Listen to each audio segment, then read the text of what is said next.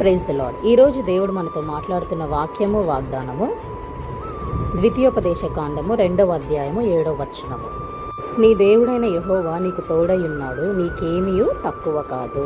హల్లెలూయా. దేవుడు స్పష్టంగా మాట్లాడుతున్నారు, నేను మీకు తోడై ఉన్నాను, నీకేమీ తక్కువ కాదు.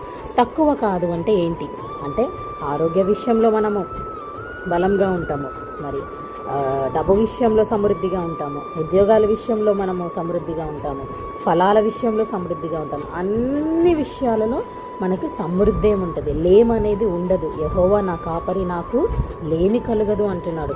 మరి ఈరోజు దేవుడు మనకి తోడై ఉన్నాడు అని మనం నమ్ముతున్నామా, విశ్వసిస్తున్నామా?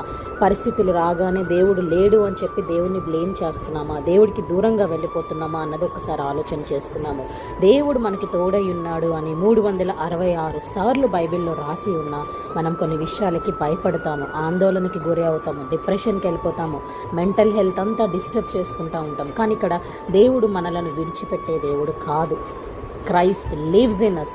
We have the mindset of Christ. మన ఆలోచనలు, మన తలంపులు కూడా దేవుని వలె మనము కలిగి ఉండాలి అని వాక్యం సెలవిస్తుంది. వాక్యానుసారంగా నడుచుకోవాలి, వాక్యాన్ని ఆధారం చేసుకోవాలి, వాక్యాన్ని మెడిటేట్ చేయాలి, వాక్యాన్ని బలముతో మనము నింపుకోవాలి. అలాంటి దేవుడు మనకి కలిగి ఉన్నాడు. సజీవము గల దేవుడు. నీలో ఉన్నవాడు, నాలో ఉన్నవాడు, ఈ లోకంలో ఉన్నవాడి కంటే గొప్పవాడు. కాబట్టి మనకి ఏది కూడా తక్కువ కాదు. May the lord blesses and give us peace.